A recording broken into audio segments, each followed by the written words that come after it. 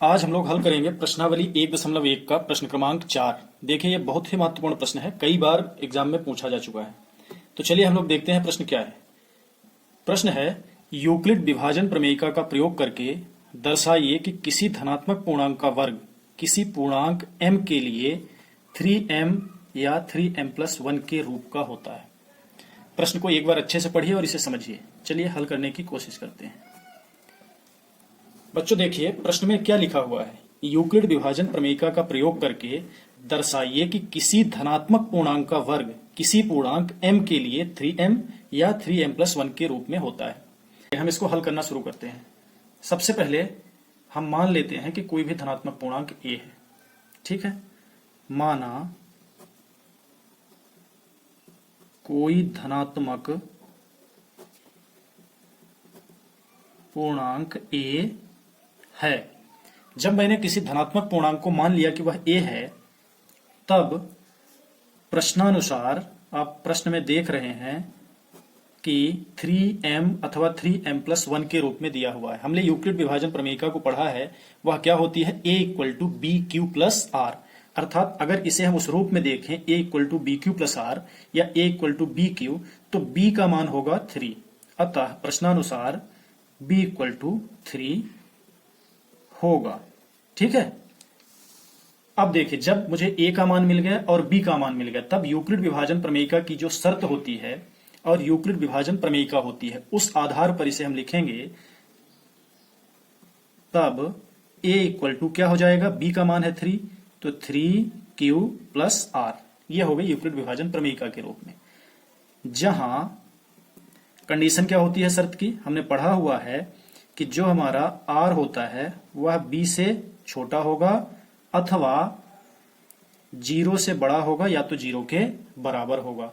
ठीक है, अब b का मान है 3 और r होगा b से छोटा, तो r का मान क्या क्या मिल जाएगा, 0, 1 और 2। क्योंकि b का मान है 3 और r का मान हमेशा b से छोटा होता है परंतु 0 से बड़ा होता है। ठीक है, अब देखिए आगे इसको इस तरह से हल करना है। प्रश्न क्या कह रहा है कि किसी धनात्मक पूर्णांक का वर्ग, हमने मान लिया है धनात्मक पूर्णांक a, अब उसका हम करेंगे वर्ग। ठीक है, इसलिए जब हमें r का मान मिल गया तो a = क्या हो जाएगा, 3q। जब 0 रखेंगे, a = bq+r होता है ना, तो यहां है r0, तो a = 3q और a = 3q+1 या 3q+2।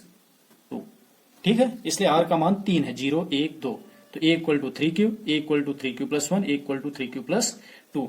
अब प्रश्न कह रहा है कि किसी धनात्मक पूर्णांक का वर्ग, तो a² = इनका हम सभी का वर्ग करेंगे, 3q² या 3q+1 का स्क्वायर या 3q+2 का स्क्वायर। चलिए इनका वर्ग करते हैं। a = 3q का स्क्वायर क्या हो जाएगा, 3 × 3q का स्क्वायर। ठीक है, मतलब 9q² होगा। हमने 3 यहां कॉमन ले लिया है। ठीक है, या इसका जब वर्ग करेंगे तो क्या होगा, ये हो जाएगा 3 × 9, तो 9q² + 6q+1, या ये फार्मूला है a + b का होल स्क्वायर = क्या होता है, a² + 2ab + b²। इसका वर्ग करेंगे इसी तरह, तो क्या हो जाएगा, 9q² + 3 दूनी 6, तो 12, 12q + 2 दूनी 4। ठीक है, अब आगे देखते हैं। इनमें हम कॉमन लेंगे। कॉमन क्या है, इसमें हमने पहली कॉमन ले लिया, छोटी संख्या आपको समझ में आ गई होगी, तो 3 × 3q का स्क्वायर, या इसमें से क्या कॉमन है, देखिए इसमें से हम कॉमन ले लेते हैं 3 कॉमन ले लिया, तो क्या बचा, 3q² + 2q प्लस ये एक अलग से लिख दिया। समझ गए, इस हिस्से में हमने कॉमन ले लिया 3, तो क्या बचा, 3q² प्लस यहां से 3 बाहर गए तो 2q। इसमें से भी बाहर ले लेते हैं, या 3 बाहर ले लिया तो क्या बचेगा, 3q² प्लस यहां से हम बाहर लेंगे तो क्या बचेगा, 4q। अब देखिए, इसमें से 3 बाहर नहीं होगा, इसे हम लिख देंगे 4+1 के रूप में, वो 3+1 के रूप में। ठीक है, तो जब 3 होगा तो 3 चला जाएगा बाहर, यहां बचेगा 1 प्लस 1। ठीक, ये रफ कार्य के लिए मैं आपको यहां समझा देता हूं। इसे हम ऐसे लिख लेंगे 3q प्लस 1। चलिए मैं रफ कार्य के लिए आपको बता दे रहा हूं। जैसे लिखा हुआ है 9q square plus 12q plus 4, इसे लिखिए 9q square plus 12q plus 3 plus 1, 4 हो गया। अब इसमें से 3 बाहर ले लीजिए, क्या बचेगा 3q square plus 4q plus यहां से बाहर लेंगे 1 और ये प्लस 1। ठीक है, इस तरह से। चलिए अब आगे देखते हैं। यदि m equal to 3q square या 3q स्क्वायर प्लस 2q या 3q square plus 4q plus 1। अब देखिए, यदि हमने मान लिया कि m equal to 3q square या 3q स्क्वायर प्लस 2q या 3q square plus 4q plus 1, ये और ये,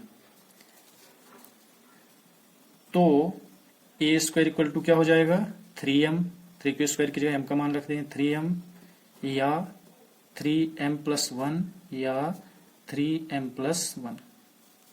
ठीक है, 3q स्क्वायर प्लस 2q अथवा 3q square plus 4q plus 1 equal to m हमने क्यों मान लिया?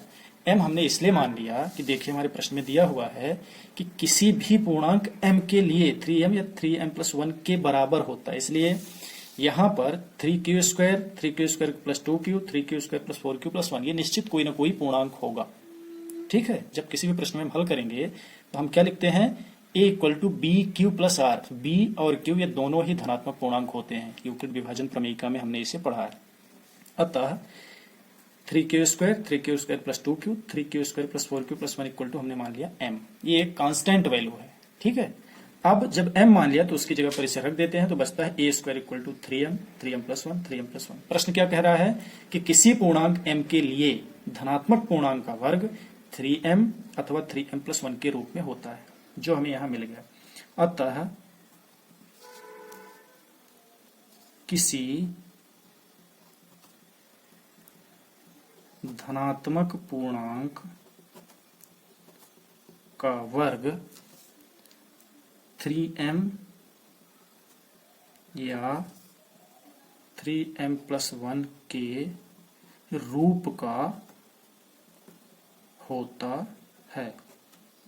ठीक है, चलिए एक बार इस प्रश्न को हम समझ लेते हैं दोबारा से। प्रश्न है यूक्लिड विभाजन प्रमेयिका का प्रयोग करके दर्शाइए कि किसी धनात्मक पूर्णांक का वर्ग किसी पूर्णांक m के लिए 3m या 3m प्लस 1 के रूप का होगा। इस रूप का होगा, इसी के जैसा नहीं होता। रूप का क्यों होगा कि m कोई ना कोई पूर्णांक है, उसकी जगह पर कोई ना कोई संख्या होगी।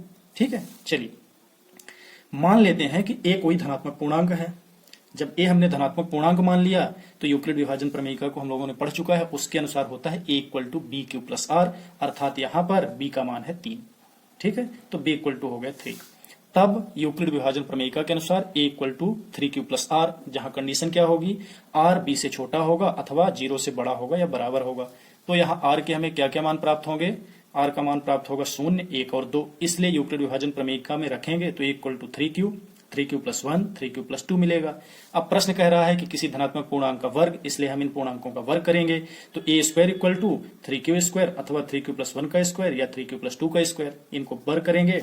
आगे देख लेंगे, इसमें वर्ग कर देंगे तो ये पहुंच जाएंगे हम यहाँ a स्क्वायर इक्वल टू 3 कोष्ठक 3q स्क्वायर, हमने 3 यहाँ कॉमन ले लिया है पहले ही, या 3 into 3q square plus 2q plus 1, 3 common निकाल लिया, यहाँ 3 कॉमन ले लिया, क्या बचा 3q square plus 4q plus 1।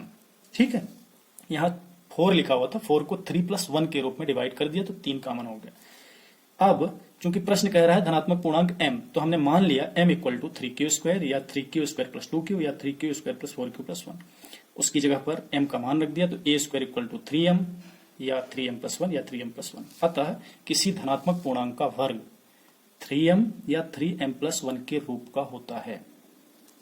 चलिए आपको समझ में आ गया होगा।